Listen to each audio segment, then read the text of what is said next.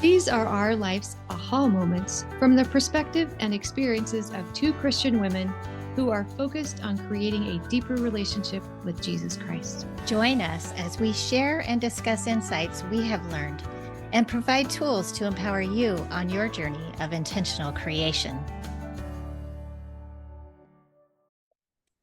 Welcome to another episode of Aha's Awakenings and Applications. I'm Melissa.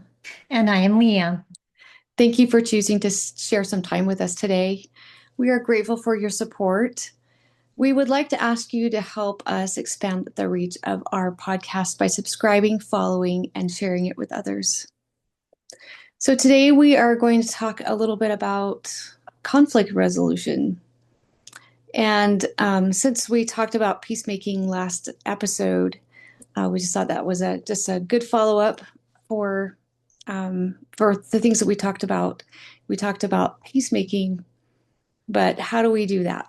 So there's some practical things that you can do to help you become a better peacemaker through resolving conflict. So there was a sister in my ward that gave a Relief Society lesson on this. She was a communications major. That's what she does for work. And so she brought in a lot of these things that she shared. And I just thought this would be a really great time to share some of the things that I learned from her. I thought it was interesting that she started off with some content from Clair Canfield. And if you've listened to some of our other episodes, we've referenced him several times. And Nate has talked about him several times. He's my son-in-law, who's also a communications major. He's taken a lot of classes from Clair and actually works a lot with him in different things. And so I just thought it was funny that she brought some of those things up that she had learned from him. So one of the things that she said right off the bat that I thought was so wonderful is, and I think I've said this before, is just really looking at conflict in a different way. And she said that actually conflict, meaning that if there is a conflict, it means that the other person cares. So it's not that if the other person is apathetic, then that's a bigger problem. But if that person cares, then there's somewhere you can go and you can work things out. And she said that conflict is not inherently negative. It is a signal that change is needed and that both parties want things to be better.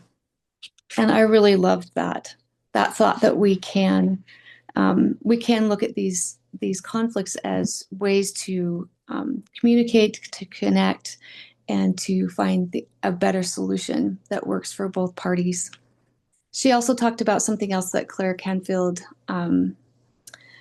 he talks about this, and I think we're going to talk about it more with Nate in an upcoming episode.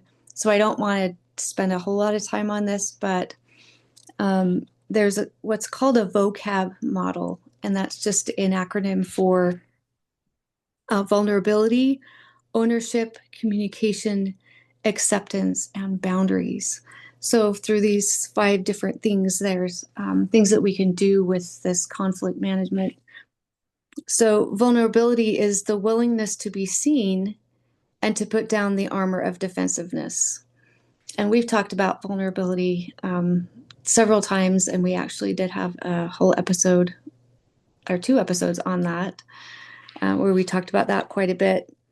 The second one is ownership, and that is taking accountability for your own choices, emotions, and needs rather than blaming the other person. So I think that's a really important piece of this, is to take ownership of what's yours, because a lot of times you might be the one that's causing the issue. So being able to see that in yourself. And then communication, which we've talked about, it's a lot, but just kind of succinctly learning to ask, listen, and express rather than just telling stories that end with a period. Like, I am done, I am closed, I am not open to any further conversation. And this is how it's got to be. Because if that's the mindset that you're in, then things are not going to change. And then acceptance, which is embracing reality as it is and letting go of the things you cannot control. Because we can't control other people's decisions, their behaviors. So being able to let go of just working with what is, because we can't change anyone else. We can only change us. And then boundaries, establishing clear limits that protect your well-being and the health of the relationship. So I think those are important as well, because sometimes, as we talked about last week, sometimes there is not a way to end that conflict in a peaceful way, and to be able to um, have those boundaries so that you're not continually brought into a situation where you're getting hurt over and over and over. Yeah, it's not healthy, is it? Not at all. Yeah, I really love reading about what you learned in her class, and you're probably going to get to this later, but as she starts to talk about the heart, I just felt like, Mm-hmm. this is really the key. It's such a great model to follow, to remember those pieces and parts of this vocab. It's helped me to really think about the condition of my heart. And she Mm-hmm. talks a little bit about the heart a little bit later on in her information. So yeah, it's such a, I think especially now when um, we have always had this opportunity to choose which direction we're going to go, but I think we're facing it more and more, like being challenged more and more. Um, Mm-hmm. so really practicing that so that we can stay true to who we really are and be true to what our values are and what we believe in. And Mm-hmm. this is a great model to follow. Yeah. So one of the other resources that she brought up, so she brought up 5 different resources in her lesson. And one of the resources was a book called The Anatomy of Peace, which I read years ago, and I absolutely loved that book. It's written by It's the Harbinger Harbinger Institute. Institute, yes. And they've written several books, and this is the only one I have read, but I do own this one, and I really love this book. So I thought it was so funny that she brought up all these things that I had written or had read Mhm. already. Like I should be doing better. But she also brought up that fact that you can have this information, but you've got to practice it. You have to use it. Yeah. And like you said, I think we're actually in this day and age, we are actually we're we're having to use this information more. Yeah, those opportunities are Hmm. um are there for us to practice. We can get lots of practice and it's going to go one way or the other. So why Yes, not do what we can to help um, make those communications a healthy process where it is something that um, we can rewrite how we think about conflict and exactly. and look at that as it's because we care about each other. Hmm. And creating more peace. Peace within our own hearts. Hmm. So the book of Anatomy of Peace kind of goes over the transformative power of shifting from a heart at war to a heart at peace, which I think is so important because a lot of times we get into those places where we are right, and we are, it's going to be this way or the highway, and not really Yeah. open. Yeah, and I have actually seen that in some of my um, relationships where Mm, I've recognized almost right away, like, oh, this is not the direction that I want to go.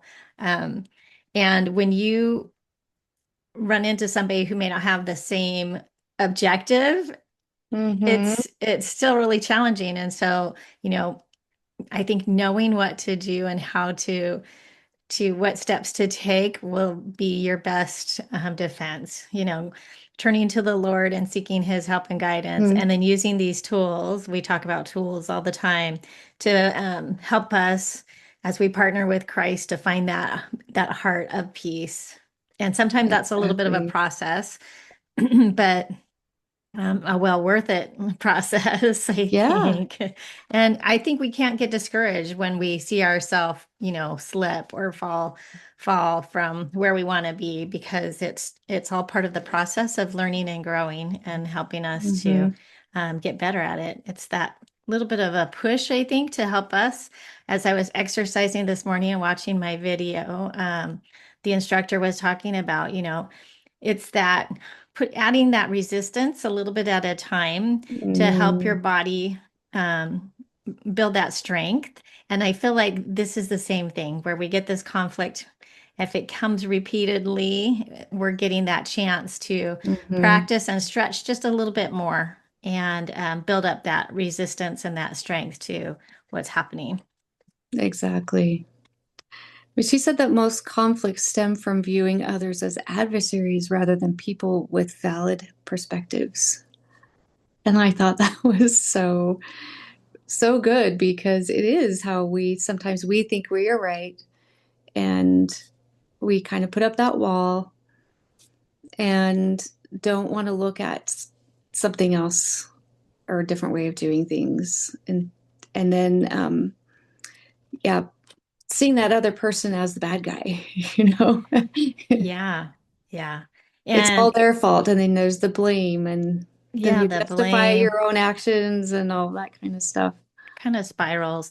And what I find so interesting is she mentioned, dehumanizing. And Hmm. and I think we see so much of that in the things that we see right now. And so when you're not looking at somebody as a person, a person to be loved is how I like to look at it.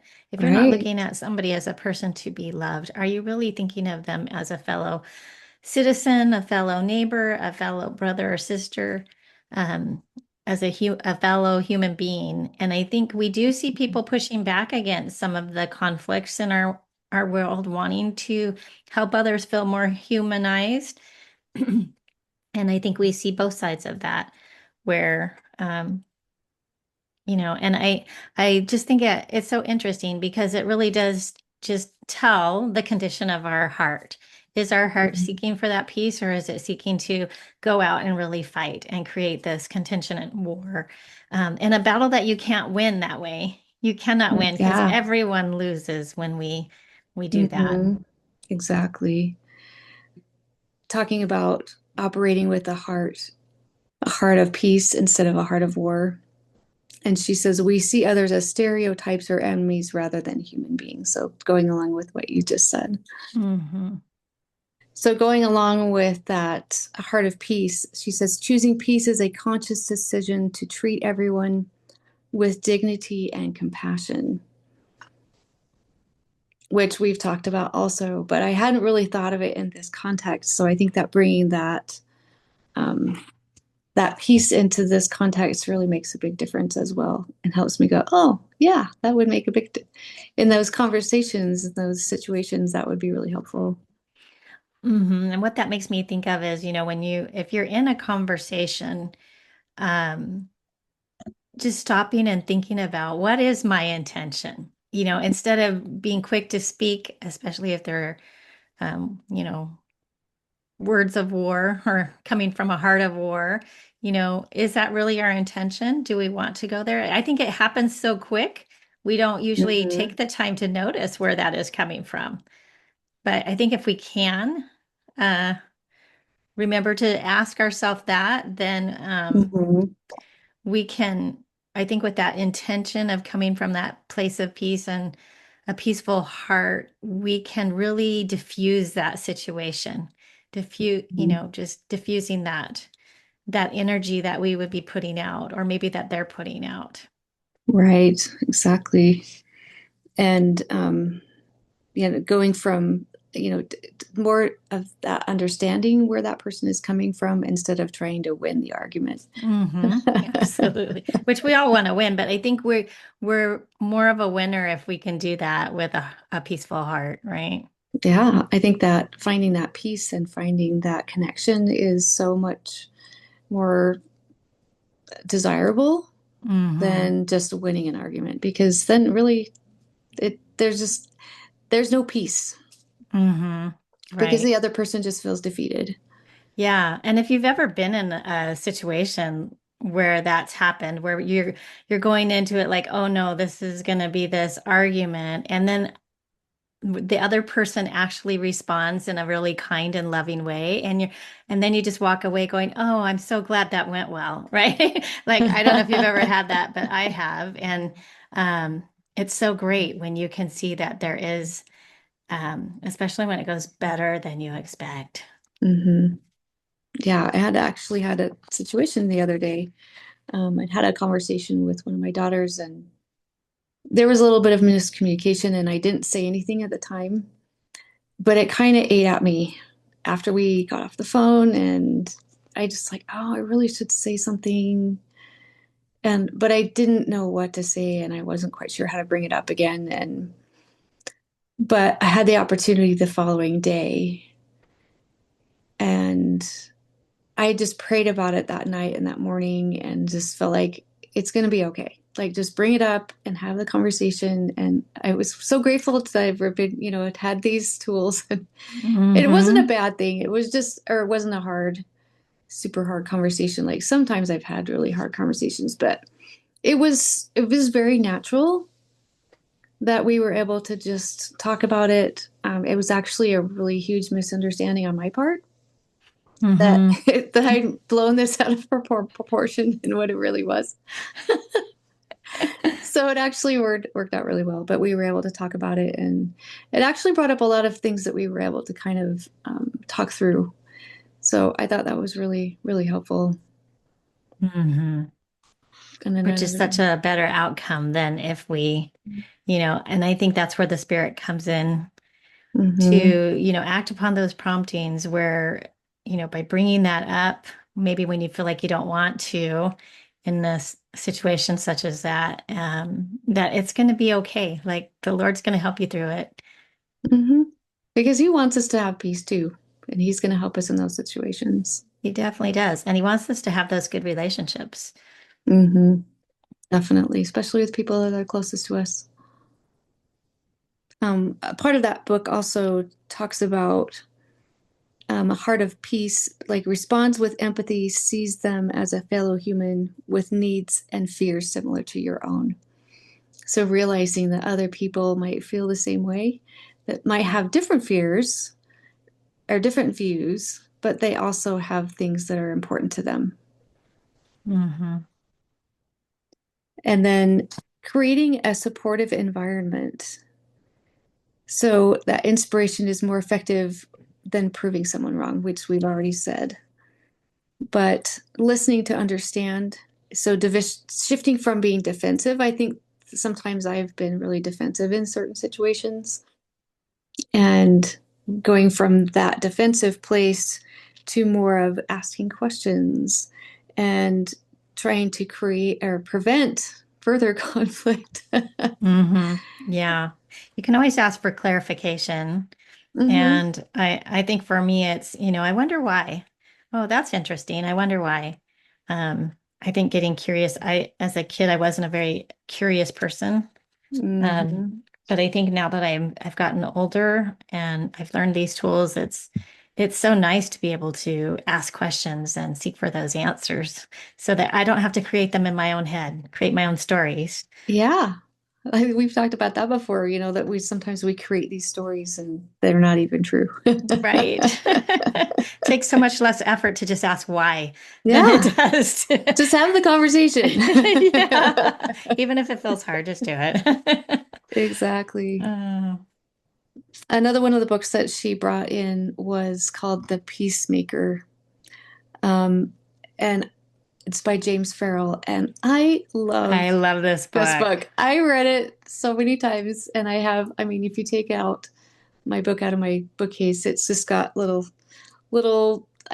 instead of just marking up my books, I always like, put like little tabs. And it's like almost every page there's something on there. Yeah. Yeah, it is such a great book. I haven't Oh, read it in a while, but I have loaned it out to other people and mm-hmm, just always get so much positive feedback. It's such a great way to see how how we don't always see what we are doing, what our part is that we're playing in our stories in our lives. mm-hmm. Well, I love how both of these books, it's in a story form. So Yes. it's teaching through a story form, and I love Yep. it. Instead of just a like a textbook kind of thing, it's like you're learning through the stories of these people. Hmm. And I learn really well that way. So I'm appreciative of people that can do that. Yes. Uh, So this book argues that conflict resolution isn't about managing others' behavior. It's about ending the war in your own heart. So similar to what we've already talked about, but I think it's also important to point out that we're not trying to change other people again. Like mhm. we're not managing. Yeah, right. Yeah, managing other people isn't going to bring that peace to your own heart. And Mm-mm, we don't really have any control over what people will think or believe because they have their own experiences. And um, we really just, it's so much more beneficial to focus on your own heart mm-hmm. and your own thoughts and Yeah. feelings. This book kind of talks about specific shifts for resolving conflict. One is um, we've talked about this already, the going from the object to a person. So I won't go into that anymore. But the trap of justification. So sometimes we need to harbor a need for the other person to be wrong so that we can feel right or justify where we are. Hmm. We've talked about that a little bit too. But this psychological loop keeps the conflict alive because we stop seeking a solution and start seeking a case against them. Hmm. Which And I was is like, so oh, damaging. yes, it It is. really is. It's probably one of the most damaging things you can do to somebody without directly physically harming them, with your fist Mm-hmm. or whatever. Um, to really creating a case against somebody. I Yeah, think that's when you know you've really gone too far. exactly. I notice when I start justifying my behavior, then there's something really Yes. wrong. Wait a minute. Back up. Let's Yep, try yep. that again, Yeah, right? exactly. Yeah. And then surrendering the right to be angry. It says, even when we are factually right, holding on to resentment is self destructive. So, James Farrell teaches that peace comes from relinquishing the debt we feel others owe us rather than waiting for an apology that may never come. Yeah. I think, wow, that's pretty profound. I think that's the one thing that stood out to me the most is just letting go of that debt that we feel people might owe us. Hmm. Um, we owe it to ourselves to let it go. Yeah. And that's where the growth happens, right? It takes a Hmm. lot of growth to be able to let go of things, even if you don't get an apology or Hmm. see any changes, is to be able to just let it go and love them anyway, is my thought. I will love Right. them anyway. I really think that's where that forgiveness comes in, to Hmm. be able to forgive them for whatever they've done or where they're standing, and Hmm. just to be able to see them as a person with things that they're going through as well, and just allowing them to be where they are. Hmm. I remember I had a client that I was working with, and she had had some really, really difficult situations in her childhood. And she couldn't forgive. She just Hmm. couldn't. And even with all the work that we had done and letting go of emotions, she was like, well, and one day we were meeting and she's like, well, if I forgive this person, then it will be like it never happened. And I said, no, I kind of taught her that that's not how it is. And that, I think she wanted revenge in some ways because Hmm. she was so hurt. Yeah, I think often what I have seen is women sometimes feel like if you do that, like it never happened, then they never do. which really is what you want, right? A lot of times you just wish things didn't happen, ever happen. Right. So it's kind of this oxymoron. But I believe that, we can, and that's okay because that person's not ready. I think just giving people time to be where they're at and to let that go. But it is kind of sad to me. I think it's sad Mm-hmm. when we feel like we um, can't let go. And I remember when I first started learning about emotions, I didn't even know what that looked like. Like, what does letting go look like? How do you, the desire was there to let go of things, but not always sure how to go about that. Um, Mm-hmm. and yeah, anyway. I think in those situations that um, forgiveness is a process, especially when there's a lot of deep hurt and a lot of things that happened. It's a process. Hmm. But I think, again, as we partner with the Lord, He will help us through that and help us understand and to be able to see what forgiveness really is, that we're turning to Christ, that we're being able to, um, it's really healing for us and also healing for the other person. Because I think if we're holding on to stuff so much that the other person can also not move forward. Hmm. Right. So one thing that I loved about this book, The Peacemaker, is that you're really getting to put yourself in someone else's shoes. Just trying Mhm. to walk where they have walked or where they are walking. And I think if I did that more often, it would Mhm. probably be easier for me to remember that other people have their own experiences. So I just think it's I think that's what I like about the way this book is written from the experience and um, just thinking about how I can remember that Mhm. in my interactions. Yeah, I think I do remember that he's put into other people's shoes in Yes. different situations, Yes. and it is really interesting to see when you can do that. And sometimes we can't step into someone else's shoes and really completely understand, but at least it kind of changes our perspective a little bit to realize that, oh, maybe I'm not seeing this with all the different aspects that are going into the situation. Hmm. Or maybe I don't understand. We went to a play a few weeks ago, and it was a very silly play, and it was very there was really not a storyline at all, but basically it was hilarious because of all these little misunderstandings and someone thinking this, and it was just all of these things. And that's kind of a lot of how some of our situations go in life, because we think something is a certain way and actually really isn't, or we see something and we start to think, oh well, we start to judge, or and it's actually really not that situation, or we start to storytell in our head, and we're coming up with these things that really aren't true. Hmm. And at the end of the play, everyone gets to tell their own side of the story, and they get to realize that actually it was all this big misunderstanding. Yes, it really was, which is just so much like life, I think. Hmm. The next books that she talked about, I have not read, and I don't know a whole lot about it, but it's called Difficult Conversations. And I didn't write down who wrote that book, but I will put that in the show notes. But it really is, it's not a story form. This is just like a kind of explaining and telling and teaching you how to have difficult conversations. And so I'm actually really do want to get this book because I think it would be helpful. Um, but they argue that every difficult conversation is actually made up of three hidden conversations.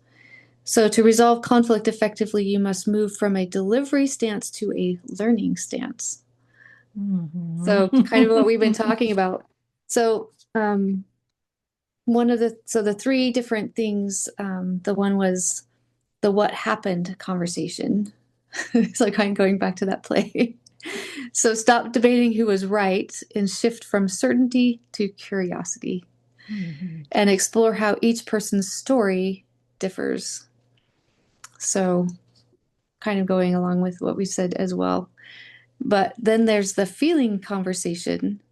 So it's I really acknowledging the emotions that people are having, Mhm. um, and naming those feelings, and being able to express how you feel and allowing that other person to express how they feel. And I think when you are able to express how you're feeling, not in a judgmental way or you made me feel this way, it's just like, this is just how I'm feeling. It's just the facts of where I am. And Mhm. if you do it that way and not like as um, the other person is at fault, then we can see that's again another way of being able to see someone else's perspective. Mhm. And then the third one was the identity conversation. So moving away from the all or nothing thinking. So like I am a good person versus I'm a failure. And accepting that you can be competent and still make mistakes. So kind of going with what we said earlier that not every single conversation that you have is going to be perfect. And you might say Mhm. the wrong thing and you might mess up. Mhm. But again, it's still you that's not like the end and you're a failure in that you're not going to be able to resolve this conflict with that person. It's just going to take a little bit longer is all.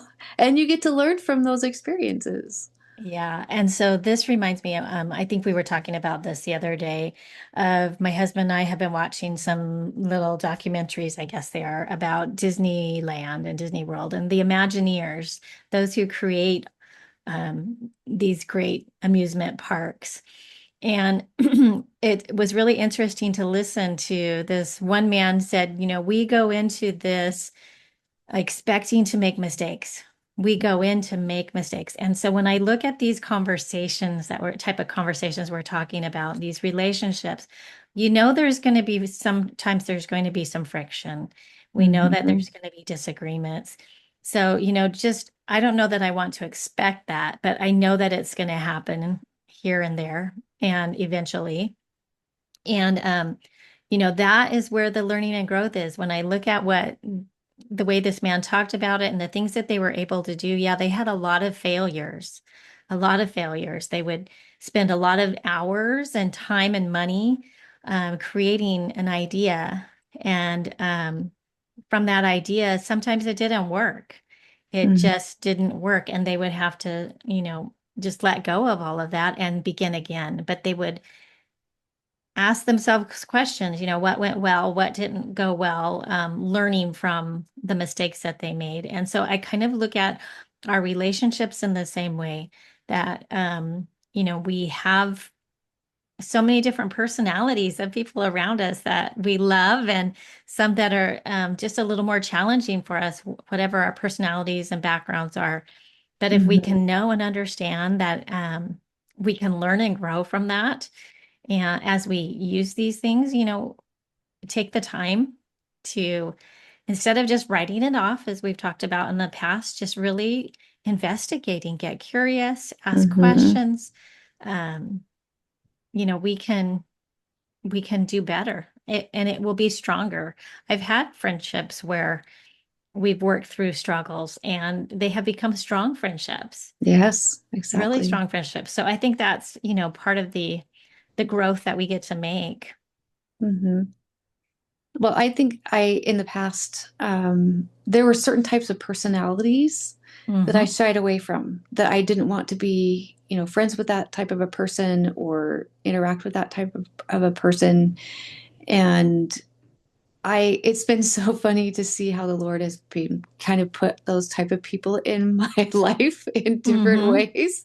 Yeah. He's like, no, you need to learn. This is important for you to, you can't keep hiding. I've had that too. And some of those people have become some of my closest Yes, friends. exactly. So I I think think it's it's really fun and mhm. interesting. So allowing that learning and understanding and seeing how I realized that it was because they were kind of the opposite of me. Hmm. But what I found when I've made these connected connections and formed these friendships with these type of people, that they are so great to be friends with because they bring out parts of me that I wouldn't on my own, and I bring out parts of them that they wouldn't on their own. And I've learned so much. And there's like it's like this synergy, Mm-hmm. that when people that have specializations in areas that you don't, Right. how that brings to the table something better. Right. Yes. I have seen that in some of my friendships too. And I Hmm. think I'm grateful that I've been able to step outside of that box Hmm. and learn how to do that better.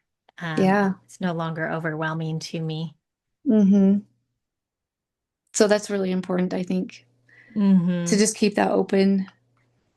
Um, and I think that so this last section of this communication technique was, so the goal is you aren't trying to win or change the other person. You are trying to understand the complexity of the gap between you so that you can problem solve together.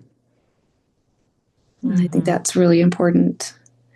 She did bring up something else called the dignity index. I didn't, this is one I was unfamiliar with, and I didn't look, she kind of ran out of time and she didn't talk about it a whole lot. And I feel like there's more I want to learn from that. But it kind of it goes over a lot of the same types of things that we've already talked about. But I think the main thing from it was to be able to see the mirrors in our life, those things that are mirroring back to us, situations or conditions within ourselves, and being able to show dignity to other people, like we've already talked about. Um, and I think as we continue these shifts and changes and have these tools that we can use, and we can use these in our day-to-day interactions with other people, that we're going to continue to get better at it and continue to change. And I think as we model these tools with other people, that they can also use that in their conversations, Hmm. in their. Absolutely. Um, when I was looking at this topic, I found a talk by President Kimball. So this is from quite a long time ago, but he was Mm, talking about broken communication lines. And I just thought this was such a great analogy. I thought I would try and share this with you. He's talking about when he was in Argentina and he was driving through the countryside and it was cattle country. And they were on this straight, narrow road, and it just went on for miles. And they had barbed wire fences, but there were also these telephone poles that followed along.